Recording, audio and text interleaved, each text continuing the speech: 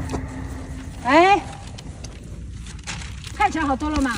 我没事了，这几天小芳带我去医院住院输液，然后一直都是小芳照顾，我现在已经好了。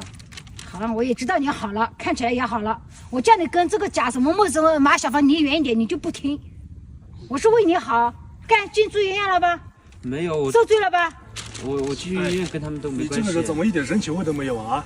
好心带你阿飞去看病，带他去吃药，啊，比他父母还父母。我们现在，你作为一个父母，你带他去看病不说，你现在跟你们没在一起的时候，我阿飞很好的；跟你们在一起之后，我阿飞就那个搁着我真的跟你们在一起就是手毛病了。我们作为朋友，帮他是情分，不帮是本分啊！不要跟我们一点关系都没有，一点责任都没有。你作为父母，你称职吗？啊，孩子生病你不带他去看病啊，还在这里现在不用看了，我知道。说这说那的。好了，我孩子生病我知道。你们两个不要吵了。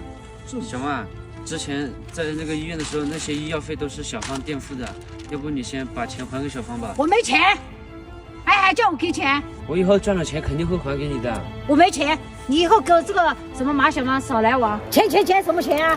走，跟我回家干活。走。哎，阿姨，他还没有完全好呢，你啊，跟你有什么事嘛？你真的一天到晚哪里都有，他以前都没事的。你刚才说什么？他去年就这个样子了，那你去年为什么不早点带他去看病呢？啊？我没钱。你没钱，那你为什么把坏话都放在我们头上？